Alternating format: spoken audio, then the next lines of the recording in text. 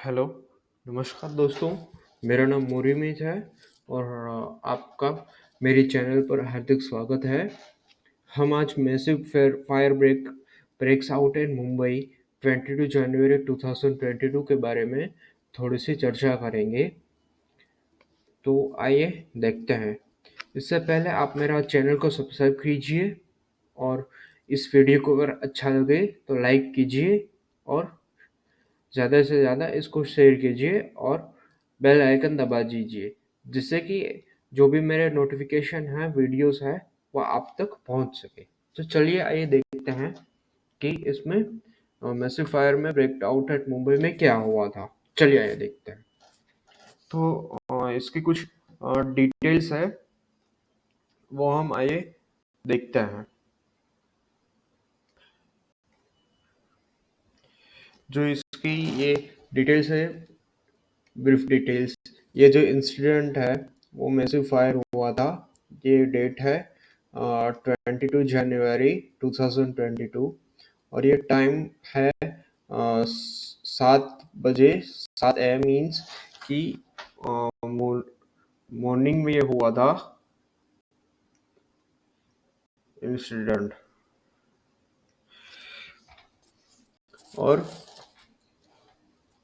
इसकी जो लोकेशन है वो कमला कॉम्प्लेक्स है, Nana Chowk, in the city of Tardeo area में है। और इसमें से जो डेथ हुई थी वो 6 पर्सन की हुई थी और इनमें से 28 जने को इंजरी हुई थी।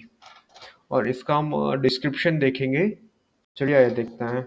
At least 6 people were killed and several wounded in a major fire that erupted in a multi-story building near Bhatia Hospital in Mumbai. Early morning on Saturday, at least 6 people were killed. इसमें से 6 जने killed हो गए थे, मतलब कि उनकी फैटेलिटीज हुई थी मेजर फायर के कारण। और इनको सुबह नियर भाटी हॉस्पिटल में इनको ले जाया गया था और इनमें से 28 जने को इंजरी हुई थी और 6 का डेथ हो गया था, मतलब कि फैटेलिटीज हो गई थी। तो जो सीक्वेंस है fire fighting and control risk की, वो हम इसमें हम देखेंगे। तो पहली बात, जो ये the Mumbai fire brigade has designated it as a level 3 fire. जो मुंबई में ये जो फायर लगा था, ये लेवल 3 का लगा था। 13 fire tenders are at the scene to douse the blaze, along with 5 ambulances to rush any possible casualties to hospital. इसमें 13 फायर टेंडर्स सीन पर पहुंच गए थे और 5 एम्बुलेंस आई थी। जो भी पर्सन इंजरीज हुए हैं उनको लेने के लिए। और इनमें से 7 were shifted to Nair hospital. 7 जनों को शिफ्ट किया गया था नायर हॉस्पिटल में। Doctor declared 2 death on arrival while 3 later succumbs to their injuries. इन पे दो दो जनों को अराइवल पर ही डॉक्टर ने डेथ डिक्लेयर कर दिया था और 3 जनों को इंजरी हुई थी और उनमें से 2 की जो कंडीशन है वो स्टेबल थी। और 15 injured were admitted to the nearby Bhatia hospital. इनमें से जो 15 जो जने थे उनको इंजरी हुई थी, उनको near by hospital Bhatia hospital में उनको दाखिल किया गया था। A doctor told India Today that 3 patients were in critical condition. उसमें से जो 3 पेशेंट थे उनकी कंडीशन क्रिटिकल थी, while the other are undergoing treatment in the general ward. Kasturi Hospital also took in 2 casualties, of whom one died later. तो इसमें से आप देख सकते हैं कि उनका जनरल जो बाकी के थे उनका ट्रीटमेंट चल रहा है जनरल वार्ड में कस्तूरबा हॉस्पिटल में।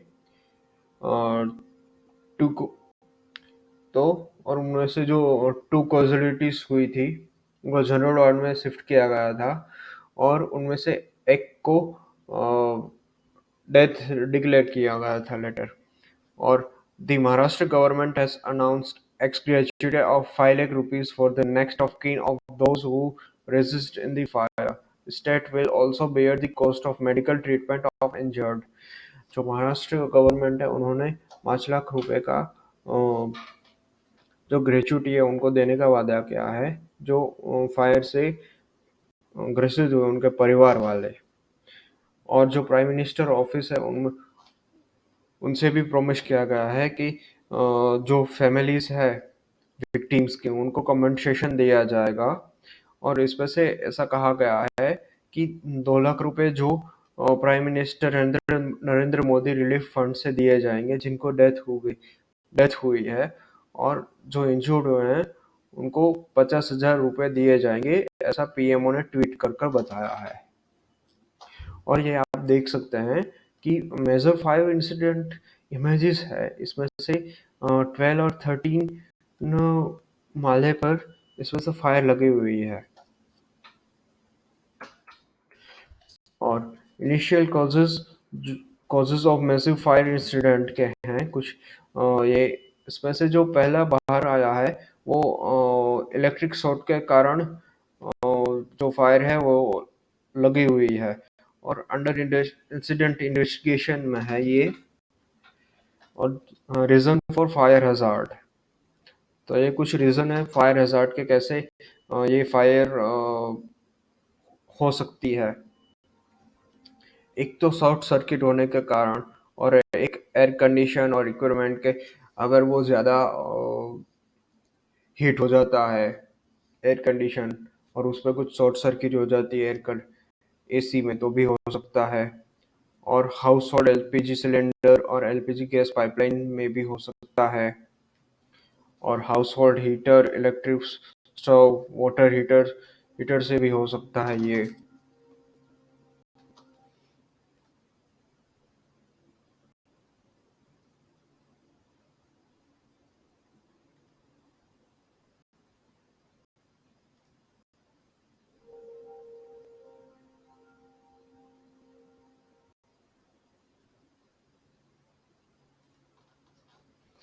और difficulties to control fire hazard in high rise building, हमको क्या दिक्कत आती है कि फायर को कंट्रोल करने के लिए जो बड़ी बड़ी बिल्डिंग है, 20-25 माले की बिल्डिंग्स है, जो भी अपने बिग सिटीज़ है, मेट्रोपॉलिटन उनको बोलते हैं, अहमदाबाद है, दिल्ली है, मुंबई है, तो उसमें से कुछ ये मैंने पॉइंट आउट किए हैं, ये इंसिडेंट मुझे लगा।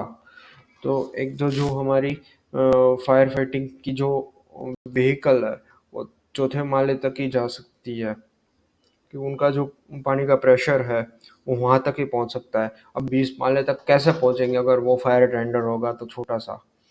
और जो हमारी एक पॉपुलेशन डेंसिटी है वो भी एक मेन प्रॉब्लम है हाई राइज बिल्डिंग में। और तीसरी प्रॉब्लम है जो हमारी स्पेस ज़्यादा नहीं होती है, इससे भी ऑब्स्टिकल होते हैं फायर फाइटिंग को फायर कंट्रोल करने के लिए। और हमारे यहाँ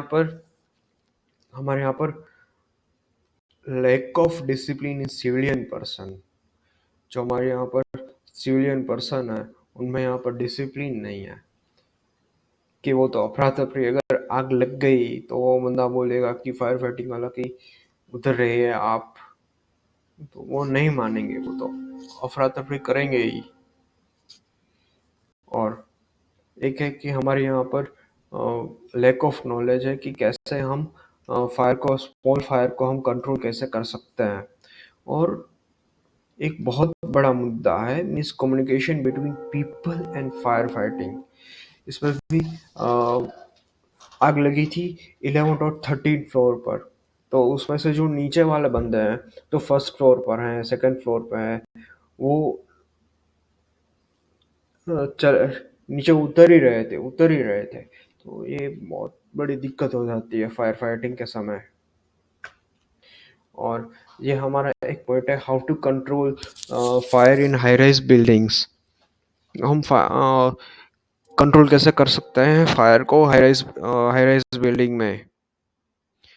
तो एक है train people of high rise building how to control small fire. तो हमें जो वहाँ के जो पीपल है हाई राइज बिल्डिंग के, उनको हमें ट्रेन करना चाहिए कि कैसे आप स्मॉल फायर को कंट्रोल कर सकते हैं।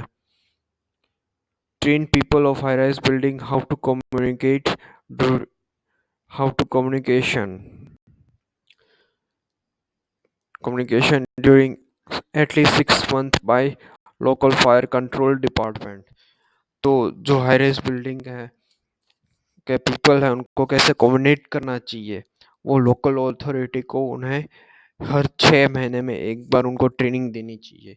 और फायर इक्विपमेंट कंपलसरी होने चाहिए हर हाई राइज बिल्डिंग में, उनके फायर लोड के हिसाब से। और एक बहुत ही ज़्यादा बात है कि जो हमारे जो वायरिंग्स हैं हाई राइज बिल्डिंग के, वो आईएसओ स्टैंडर्ड के होने चाहिए। और जो हमारा एलपीजी का जो गैस कनेक्शन है, वैसे हमें 2 ईयर में हम एक बार उसको वेरीफाइड कराते हैं ट्रेन पर्सन पर्सन के पास से। लेकिन अगर चा लेकिन हमें ये 6 महीने पर ये करना चाहिए, जिससे कि जो हमारा फायर का जो खतरा है वो न हो। और इसके अलावा जो एक अल्टरनेट स्टेप लिफ्ट होनी चाहिए सिर्फ और सिर्फ फायर सिचुएशन के लिए। और दो मोस्ट इम्पोर्टेंट पॉइंट है कि हमारे जो मेट्रोपॉलिटन सिटीज़ है वहाँ पर ट्रैफिक का ट्रैफिक का इश्यू है। हमारे यहाँ पर फायर फाइटर 1 घंटे के बाद पहुँचते हैं, तो उसकी वजह रोड से आने की वजह हमें उनको एयर लिफ्टिंग कुछ सुविधा प्रोवाइड करनी चाहिए फायर डिपार्टमेंट को, जिससे कि वो जल्दी से जल्दी इस पर अपनी जो कार्यवाही है वो कर सकें और जल्द से जल्दी आ सकें उस घटना स्थल पे। और उनको कम्युनिकेशन की ट्रेनिंग देनी चाहिए fire fighting fire fighters, police और हॉस्पिटल को, कि कैसे कम्युनिकेट करें अगर फायर हो जाती है तो। और ये एक पॉइंट है, fire is fire, fire is friend and foe. जो हमारा फायर है वो एक फ्रेंड भी है और वो एनिमी भी है। Thank you very much.